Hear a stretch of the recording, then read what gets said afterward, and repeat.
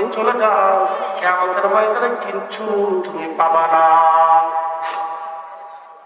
দুনিয়াতে সব পাইছো, কিয়ামতের মাঠে কিচ্ছু যাও। আল্লাহ রাব্বুল আলামিন তার হাতে পায়ে গলার মধ্যে জাহান্নামের শিকলগুলি পরাইয়া উপর করে টানতে টানতে টানতে টানতে করে জাহান্নামে নিয়ে চলে যাবে। দুনিয়ার থেকে কোটি কোটি টাকা আল্লাহর মধ্যে দান করলো, একটা নিয়তের কারণে তার সব বিস্মার হয়ে গেছে। এজন্য তারা যাকাতের লুঙ্গি কি, যাকাতের মাল আলাদা, যাকাতের কাপড় আলাদা, এক ধরনের যাকাত কি বলে বাহাদুর। এগুলো শুধু মানুষ দিয়ে নিজের ফুটানি ফুটিয়ে দেখা বিরাট করে যাকাত খুব বড় দানশীল দানবীর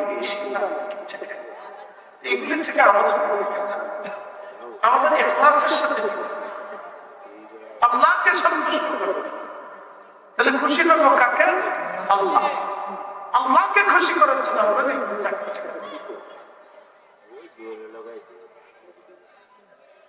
প্রিয় উপস্থিতি বাংলাবাসী, আল্লাহ নবী কিয়ামতের ময়দানে একজন শহীদকে ডাক দেবে, শহীদরা তোমরা কেন শহীদ হইছো দুনিয়াতে? শহীদরা ডেকে বলবে রব্বুল আলামিন তোমার পথে জীবন দিয়েছিলাম, এই জন্য যে তোমার পথে জীবন দিয়েছিলাম তোমার দিন কায়েম করার জন্য। আল্লাহ ডাক দিবেন শহীদ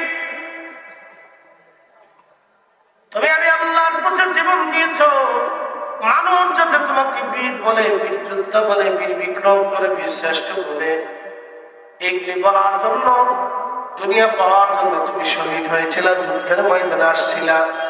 দুনিয়ার মানুষ তোমার বীর বিক্রম বলছে, বীর যোদ্ধা বলছে, অতএব আমি আল্লাহর কাছে তুমি আর কিছুই পাবা না, আমি আল্লাহর কাছে তুমি আর কিছুই পাবা না।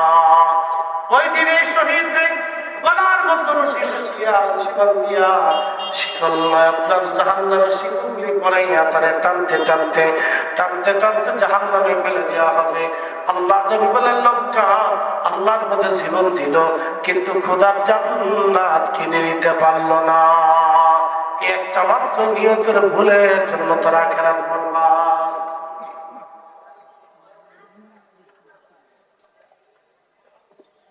এই জন্য আমার নিয়ত বিশুদ্ধ করতে। তোমার যে কথা বলছি যে হাদিসটা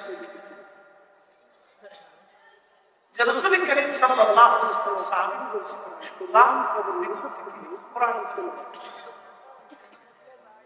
সারা রাত তেলাওয়াত হযরত নামাজ পড়তে আল্লাহ রাসূল বলেন আমি জানতাম না করেছি, আমি জানতাম না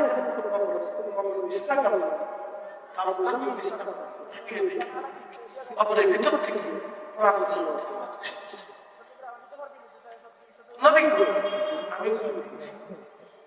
আল্লাহ খেয়াল মান খেয়াল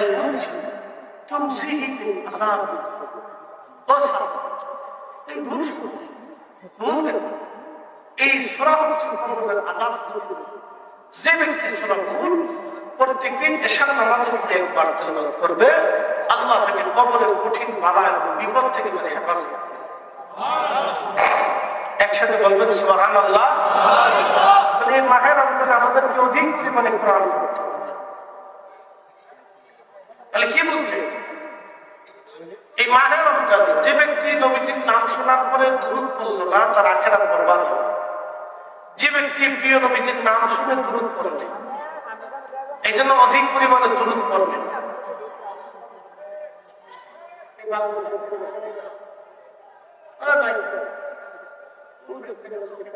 এই মোবাইল দূরে যা কথা কন।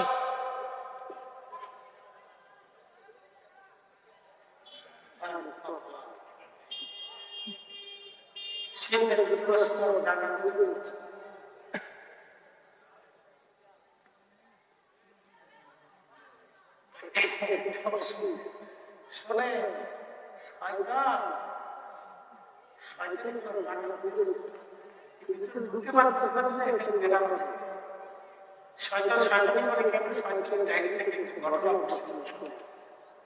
একদিন শয়তান বলছে কি সারা দিন বুঝতেছে কি জন্য অশান্তি করা যায়।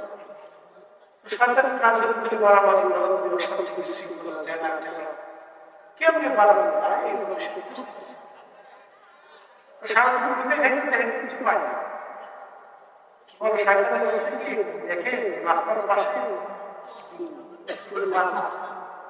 বাজারের দিকে দেখে বসে বসে মিঠাই দিতেছে। শয়তান এই মিঠার উপরে ভিতরে আগুন ঢুকেছে। ঢুকে দিয়ে মিঠাইওয়ালা হাতটা দিয়ে হাঁটতে হাঁটতে হাঁটতে হাঁটতে হাঁটতে হাঁটতে শয়তান চলে গেছে। রাস্তার পাশে দেখে বাড়ির বাড়ি বারান্দা বারান্দার সাথে আয়না ঝুলে রয়েছে। আয়না ঝুলে যাচ্ছে সাধারণত বারান্দায় আয়না ঝুলে যাচ্ছে। শয়তান বলছে আয়নার ভিতরে মিঠাই রেখে দিচ্ছে। মিঠাই খাওয়ার জন্য পিন পেয়েছি। পিনটা ধরার লেগে টিকটিকি খেয়েছি। টিকটিকি ধরার লেগে বিড়াল দিয়েছে। বিড়াল আস্তে করে লাভ দিয়ে টিকটিকিটা থাবা দিচ্ছে। টিকটিকিও পড়ছে, আয়নাও পড়ে গেছে। বাড়িওয়ালা লাঠি বিড়াল ফিরেছে। বিড়াল বিড়ালের মালিক লাঠি দিয়ে আয়না ফিরেছে। তুই আমার বিড়াল মালিকা, তুই আমার তোর বিড়াল আয়না ভাঙবে, দুইজনে পিঠে পিঠে এদের পিঠাই দুইজনের পিঠে পিঠে দুই ফ্যামিলির ঝগড়া। দুই ফ্যামিলির ঝগড়া থেকে দুই পাড়ার ঝগড়া, দুই পাড়ার ঝগড়া থেকে দুই গ্রামের ঝগড়া। এরপরে কে কারে পিঠে, যে কারে পায় এদের পিঠে, কে লেগে পিঠে নিজেও জানে। আমাদের দেশের মারামারি কিন্তু সত্য ফানি নিয়ে, ফুটবল খেলা নিয়ে, একটু হাঁটার নিয়ে, একটু সামান্য বিষয় নিয়ে মারামারি লেগেছে। মারামারি বা শেষ পর্যন্ত যে তারা মারতেছে মারতেছে, কিসের জন্য মারতেছে কেউ জানে না। কি জন্য মারামারি করে তাও জানে না, কিন্তু মারামারি চলতেছে। এই মারামারিতে শয়তান বিরাট করে খুশি হয়ে নাচতে থাকে, লাগাই দিচ্ছে আদম জাতির ভিতরে আমি কাজ সেরে দিচ্ছি, যা ওরা বুঝতে পারছি। তো শয়তান এই মাহফিলের ভিতরে না ঢুকিয়ে ও সার্ভেন্টে খালি নেটা বদলের বুদ্ধি করতেছে। কিভাবে শয়তানি করা যায়? ও কিন্তু এক সেকেন্ড তো বসে নেই, আমরা কিন্তু বসে নিচ্ছি, বেহুদের সময় নষ্ট করছি, বাদাম চানাচুর চটপটি লটপটি এগুলি কিনে কিনে খাচ্ছি। এই জন্য আল্লাহ ইসলামের ভিতরে পরিপূর্ণ মতো আসো,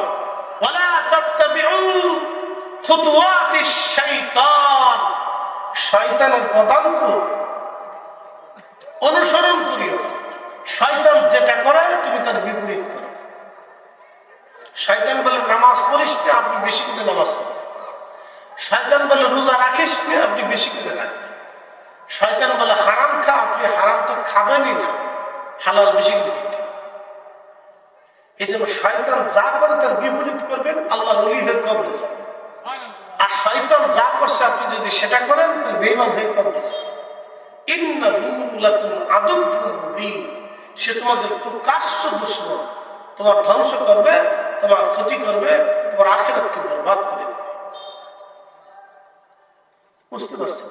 এই জন্য শয়তান কিন্তু এক সেকেন্ডের জন্য বসে নেয়, সে কাজ আন্দাজ দিয়ে যাচ্ছে। আমরা বসে থাকি, সময় নষ্ট করি। এই জন্য আমাদের কাজ কি? দুনিয়ার থেকে কবরে চলে যাবে। কয়টা জিনিস নিতে হবে? দুইটা জিনিস নিতে হবে। এক নম্বর ঈমান, দুই নম্বর আমল। এটা নিতেই হবে। আপনি যেই পীরের মুরিদ হন, দুইটা জিনিস আপনার কবরে নিতেই হবে।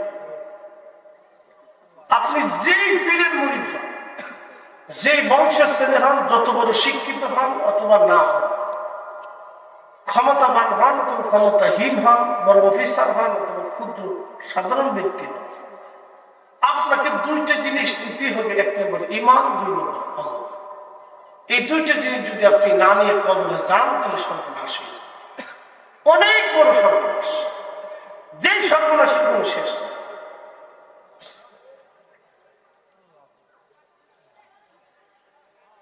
এই জন্য আল্লাহ সূরা রহমানের বারবার করে বলছে, বান্দা আমি আল্লাহ কোন কোন নিয়ামত তুমি অস্বীকার করবা বলো তো, কোন নিয়ামত তুমি অস্বীকার? নিয়ামত অস্বীকার করার কোনো সুযোগ নেই।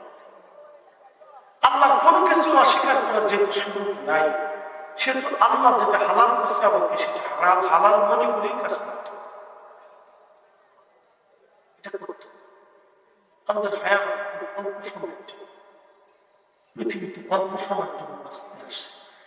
এই অল্প সময়টা আমাদের জন্য পরীক্ষা। আল্লাহ পক্ষ থেকে বান্দা কি করে এই জন্য তোমাকে পাঠাইছে। কারে পাঠাইছে?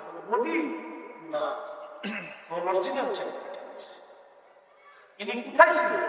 রুহের জগৎ ছিলেন। রুহের জগৎ থেকে ওনাকে আল্লাহ কোথায় আনলেন? রেহেমের জন্য। এই মায়ের পেটের ভিতরে 6 মাস, মায়ের পেটের ভিতরে সর্বনিম্ন সীমা 6 মাসের আগে কোনো বাচ্চা পরিপূর্ণতা পায়।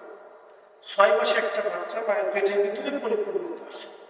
এই 6 মাস পর্যন্ত একবার সর্বোচ্চ 10 মাস 10 দিন এর মধ্যবর্তী সময় একটা সন্তান মার পেট থেকে ভূমিষ্ঠ হয়। মনোযোগ দিয়ে মার পেট থেকে দুনিয়াতে সে আসে। এই মধ্যবর্তী সময় যে সামান্য সময়টুকু মায়ের পেটের ভিতরে আমার খাবার, আমার পানি, আমার অক্সিজেন, আমার দম, আমার শ্বাস, আমার প্রশ্বাস নির্বিচ্ছিন্ন ভাবে খুবই চমৎকার ভাবে যিনি দিলেন তিনি কে? একসাথে বলেন তিনি কে? জোরে বলেন তিনি কে? তাহলে ইবাদত হবে কার? সেজদা হবে কার? আইন মানব কার?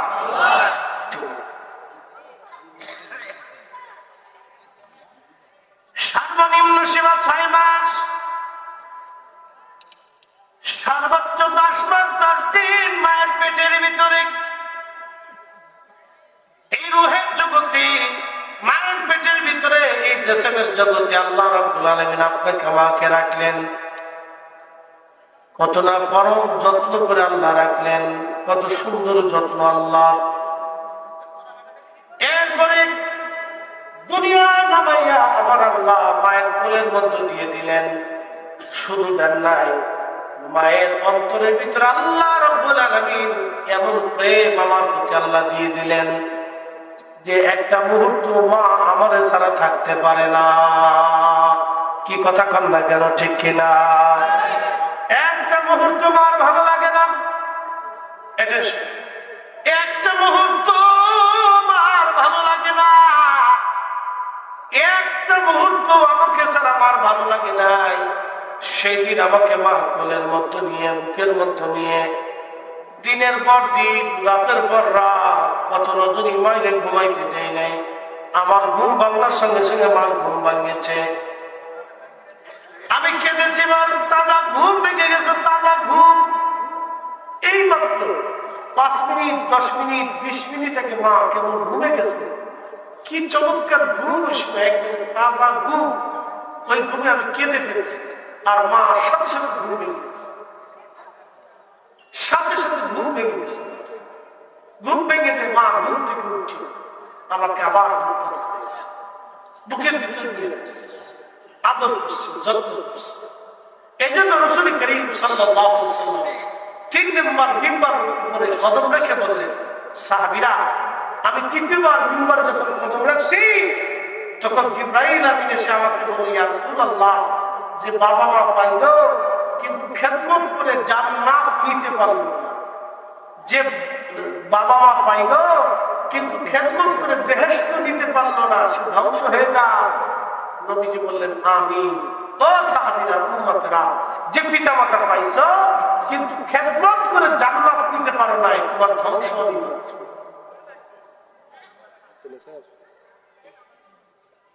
কষ্ট হচ্ছে আপনাদের? তাকে বোঝা যায় এই কথার উপরে কি আমল করা যাবে ইনশাআল্লাহ? আল্লাহ সকলে বলে কাজের পরিণত, শুধু শুনে চলে গেলে কাজের পরিণত। আমার বাঙালি পাকিস্তানি মিলিটারি বাঙালি হিন্দু মুসলমান কালো